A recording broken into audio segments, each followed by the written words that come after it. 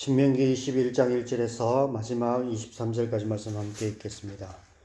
내 하나님 여호와께서 내게 주어 차지하게 하신 땅에서 피살된 시체가 들에 엎드러진 것을 발견하고 그 쳐 죽인 자가 누구인지 알지 못하거든 너희의 장로들과 재판장들은 나가서 그 피살된 곳의 사방에 있는 성읍의 원근을 잴 것이요 그 피살된 곳에서 제일 가까운 성읍의 장로들이 그 성읍에서 아직 부리지 아니하고 멍에를 매지 아니한 암송아지를 취하여 그 성읍의 장로들이 물이 항상 흐르고 갈지도 않고 씨를 뿌린 일도 없는 골짜기로 그 송아지를 끌고 가서 그 골짜기에서 그 송아지의 목을 꺾을 것이요 레위 자손 제사장들도 그리로 갈지니 그들은 내 하나님 여호와께서 택하사 자기를 섬기게 하시며 또 여호와의 이름으로 축복하게 하신 자라.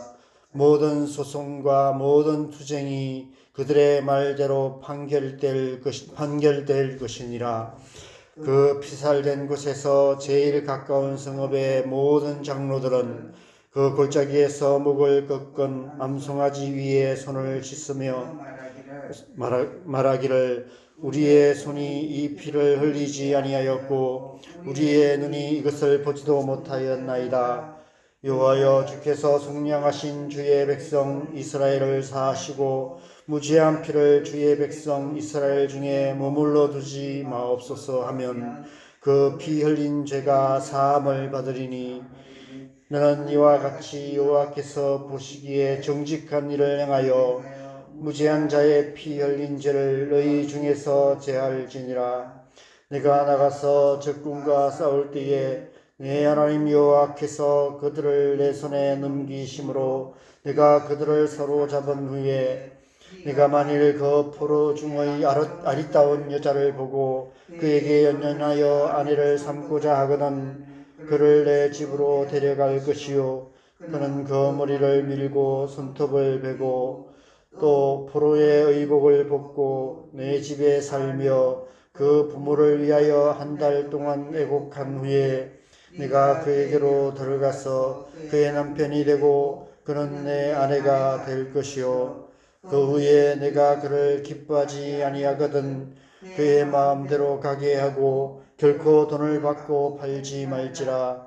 내가 그를 욕보였은즉 종으로 여기지 말지니라. 어떤 사람이 두 아내를 두었는데 하나는 사랑을 받고 하나는 미움을 받다가 그 사랑받는 자와 미움을 받는 자가 둘 다 아들을 낳았다 하자.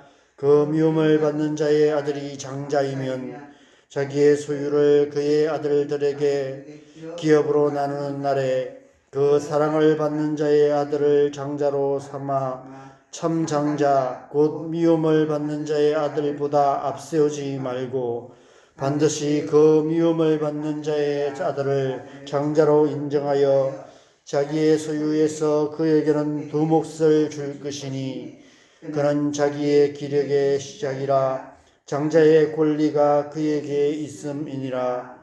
사람에게 완악하고 패역한 아들이 있어 그의 아버지의 말이나 그 어머니의 말을 순종하지 아니하고 부모가 징계하여도 순종하지 아니하거든 그의 부모가 그를 끌고 성문에 이르러 그 성읍 장로들에게 나아가서 그 성읍 장로들에게 말하기를 우리의 이 자식은 완악하고 패역하여 우리의 말을 듣지 아니하고 방탕하며 술에 잠긴 자라 하면 그 성읍의 모든 사람들이 그를 돌로 쳐 죽일지니 이같이 내가 너희 중에서 악을 제하라.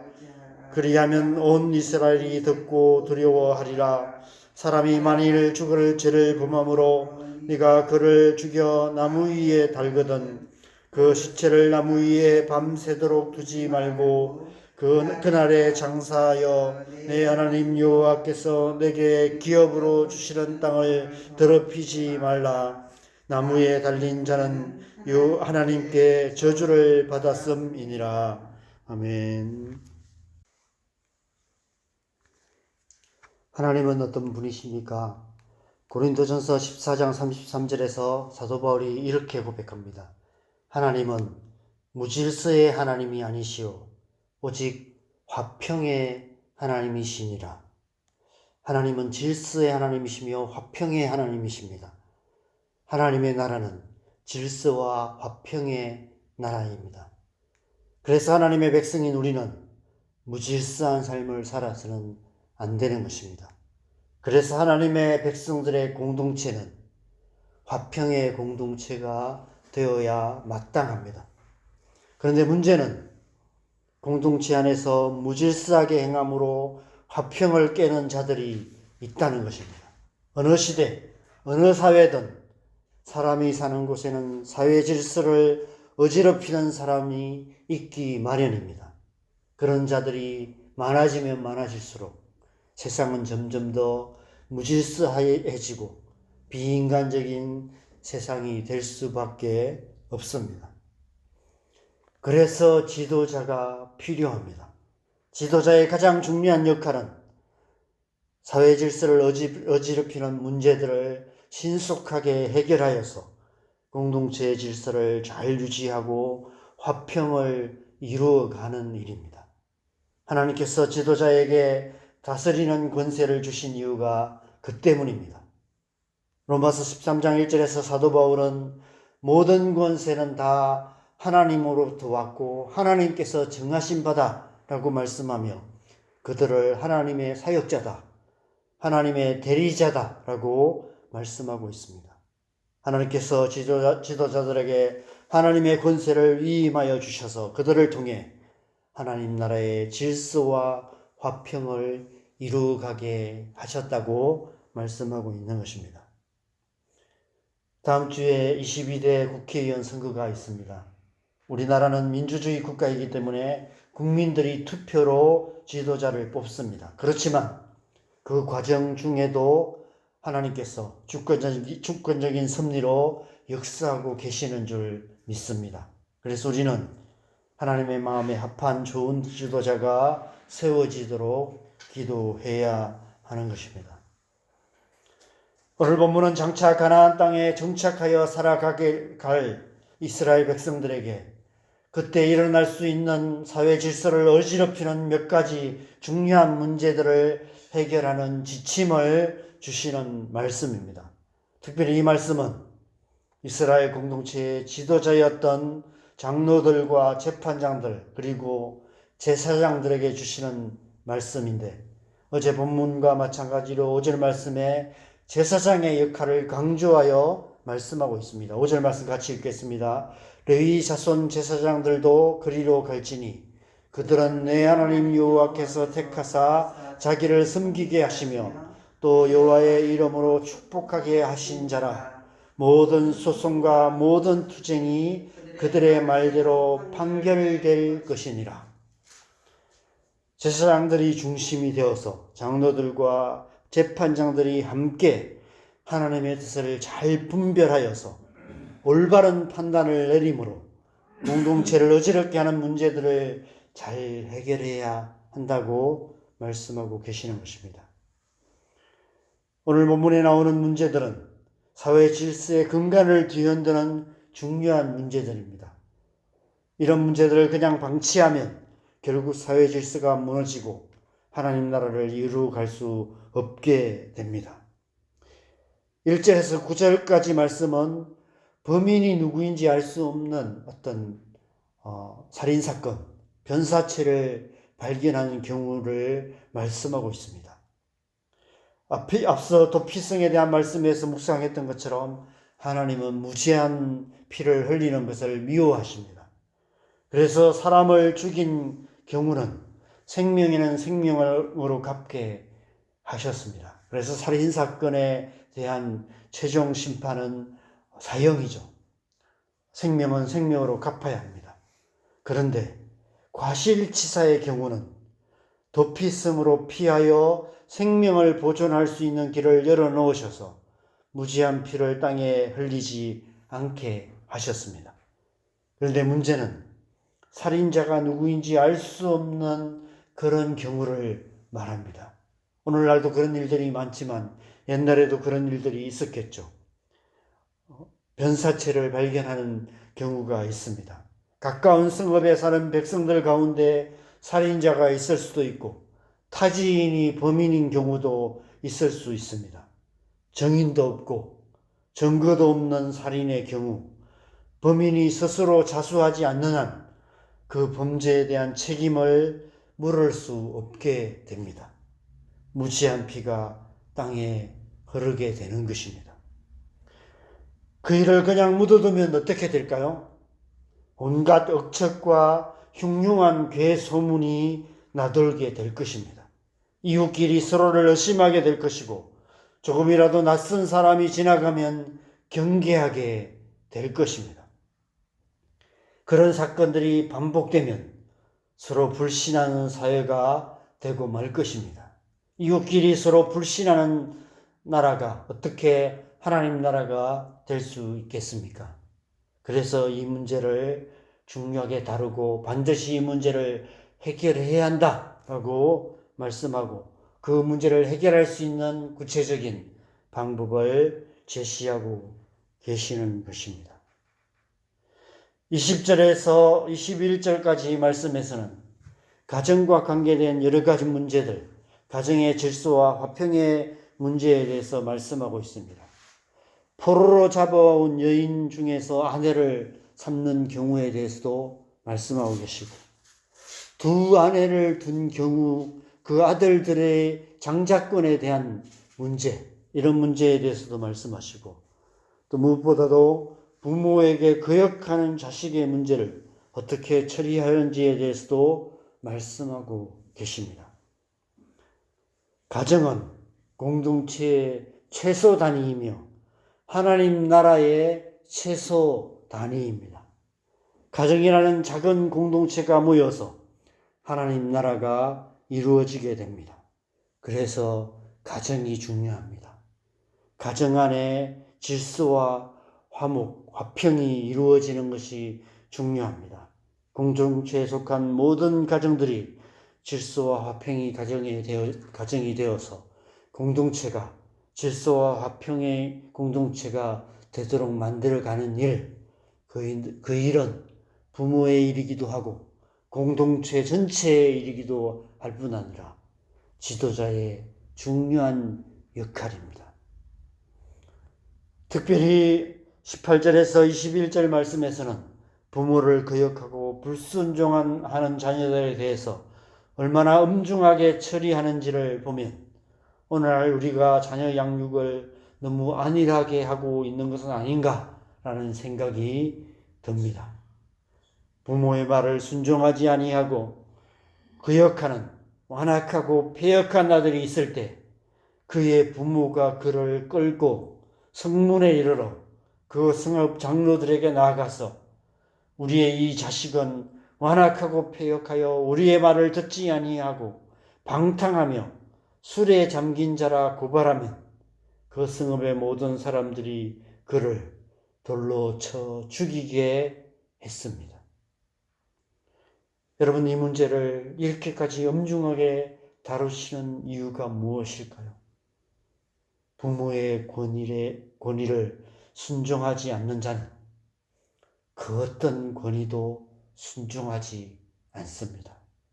공동체의 권위도 순종하지 않고 지도자의 권위에 순종하지 않습니다. 심지어 하나님의 권위에도 순종하지 않습니다. 그러면 공동체를 무질서하게 만드는, 공동체의 화평을 깨는 불량자가 되고 맙니다. 불량배가 되고 마는 것입니다. 엘리의 두 아들 홈니와 비느하스의 경우를 생각해 보시기 바랍니다. 엘리는 제사장이었습니다. 제사장의 두 아들인 홈니와 비느하스가 이전 번역인 개역 한글판 성경에서는 이 두 아들을 불량자다라고 표현하고 있습니다. 불량배였다라고 표현하고 있습니다. 하나님을 알지 못하고 제사장임에도 불구하고 하나님의 권위에도 순종하지 않는 그런 자였다라고 말씀하고 있습니다. 이 두 아들의 죄로 인해 엘리의 온 집안이 망하게 되었을 뿐 아니라 하나님의 언약궤마저 이방 민족에게 빼앗기는 비극적인 결과를 맞고 말았습니다. 여러분, 가정의 가장 중요한 역할은 다음 세대를 바로 세우는 일입니다. 다음 세대를 하나님의 자녀들, 하나님의 세대로 세우는 일입니다. 우리가 부모로서 가장 집중하고 가장 헌신해야 할 일이 그 일이 아닐까 생각됩니다. 그런데 그 일은 단지 부모의 책임만은 아닌 것 같습니다. 공동체 전체의 책임이며 또한 지도자의 책임이기도 합니다. 그래서 부모를 거역하는 불량한 자들에 대해서는 성문에서 장로들과 온 성읍 사람들이 돌로 쳐 죽이게 했던 것입니다. 저는 이 말씀을 묵상하면서 오늘날 이 시대에도 다음 세대를 바로 세우는 일에 대해서 단지 부모의 책임만이 아니라 교회 공동체 전체의 책임이며 사회 전체의 책임이라는 생각이 들었습니다. 다음 세대를 바로 세우는 일에 교회와 이 사회 전체가 다시 한번 헌신해야 될 때가 아닐까 생각됩니다. 왜냐하면 그 일은 교회와 우리 사회의 미래를 위한 가장 중요한 일이기 때문에 그렇습니다. 그래서 교회에 대한, 교육에 대한 올바른 정책을 펼칠 수 있는 유능한 지도자를 뽑아야 하는 것입니다. 그래서 여러분, 선거 가운데 교육에 대한 정책들을 잘 제시하는 지도자가 있다면 그런 지도자를 뽑으시면 좋을 것 같습니다. 마지막 두 절을 보실까요? 마지막 두 절인 22절, 23절 말씀을 우리 함께 읽겠습니다. 사람이 만일 죽을 죄를 범함으로 네가 그를 죽여 나무 위에 달거든 그 시체를 나무 위에 밤새도록 두지 말고 그날에 장사하여 내 하나님 여호와께서 내게 기업으로 주시는 땅을 더럽히지 말라. 나무 위에 달린 자는 하나님께 저주를 받았음이니라. 어제 본문 마지막 두 절 말씀이 하나님 나라를 위한 영적 전쟁의 방향성을 제시하는 말씀이었다면 오늘 본문 마지막 두 절은 하나님 나라의 질서와 화평을 지키기 위한 권위의 한계선을 정하시는 말씀인 것 같습니다. 오늘날은 인권을 존중하는 시대여서 이런 일은 없지만 과거에는 이런 일들이 많았습니다. 옛날 영화들을 보면 사회 질서를 어지럽히는 범죄자들이나 적군의 포로들을 교수형에 처하여 그 시체를 나무나 성문에 매달아 놓아서 백성들에게 두려움을 주는 일들이 많았습니다. 훗날 로마 제국은 이것을 십자가형으로 발전시켰고 결국 예수님께서 십자가형을 당하셨습니다. 그런데 오늘 말씀에서는 그 시체를 밤새도록 매달아 두지 말고 그날에 장사하라라고 말씀합니다. 공동체의 질서를 어지럽히는 죄에 대해서 엄중한 징계가 필요하지만 그러나 지나치지 않게 해야 한다는 의미가 아닐까 싶습니다. 과거 역사 속에서 독재자들이나 정복자들이 백성들에게 두려움을 심어주어서 무조건 복종하게 만드는 공포 정치를 했습니다. 오늘날도 북한이나 또 제3세계 나라들이나 이슬람권의 나라들 가운데는 여전히 공포 정치를 하는 나라들이 많이 있습니다. 한 나라 전체를 자기 마음대로 좌지우지하고 백성들이 두려워서 벌벌 떨면서 복종하게 만드는 강력한 권세를 행사하는 것은 권위를 가진 자들이 쉽게 빠지는 유혹입니다. 강력한 권세를 행사하는 데는 공포정치만큼 효과적인 방식은 없습니다. 그러나 그것은 하나님 나라의 통치 방식이 아닙니다. 하나님은 무시무시한 독재자가 아니시기 때문입니다. 하나님은 공의의 하나님이시며 하나님은 사랑의 하나님이십니다. 하나님의 나라는 하나님의 공의와 사랑이 통치하시는 질서와 화평의 나라입니다. 그런 나라를 이루시기 위해서 예수님께서 이 땅에 오셨고 나무에 달린 자가 되셔서 하나님의 저주를 홀로 감당하심으로 우리를 그 나라의 백성이 되게 하셨습니다. 우리의 삶을 통해 이 땅에 하나님 나라를 완성하시기 원하시는 것입니다. 우리가 하나님의 백성답게 살아야 하는 이유가 이 때문이며 우리가 먼저 그의 나라와 그 의를 구해야 하는 이유도 이 때문인 것입니다. 우리 사는 이 나라가 하나님의 공의와 사랑이 통치하시는 질서와 화평의 나라가 되도록 그런 나라를 만들어 갈 수 있는 하나님의 마음에 합한 지도자들이 세워지도록 그래서 우리만 아니라 우리의 다음 세대들이 이 땅의 평화를 누릴 수 있는 그런 가정이 될 수 있도록 날마다 하나님의 나라를 살며 쉬지 않고 기도해야 하는 것입니다. 그렇게 우리의 삶과 기도를 통해 이 땅에 하나님의 나라를 이루어가는 저와 여러분이 되시기를 주님의 이름으로 간절히 축원합니다. 함께 기도하겠습니다. 여러분, 하나님은 우리를 이 땅 가운데 하나님 나라를 살며 하나님의 나라를 이루는 사람으로 부르셨습니다. 질서와 화평의 나라, 그런 나라를 이루게 하셨습니다. 우리가 그런 삶을 살아가고 먼저 그의 나라와 의를 구하는 삶을 살아갈 때 그런 나라가 이루어지게 될 줄 믿습니다. 우리가 그런 삶을 살기로 다시 한번 결단하면서 기도하십시다. 무엇보다도 우리의 가정을 그런 가정으로 세워가고 우리의 자녀들을 그런 사람들로 세워서 우리의 다음 세대가 이 땅을, 이 나라를 하나님의 나라, 하나님의 공의와 하나님의 사랑이 다스리는 질서와 화평의 나라 되게 만들어 갈 수 있도록 우리가 함께 기도로 주님 앞에 나아가십시다. 우리의 삶을 통해서, 우리의 기도를 통해서 하나님 나라를 이루어가는 그런 삶 살아가기로 다시 한번 결단하시면서 함께 기도하셨으면 좋겠습니다. 기도하시겠습니다.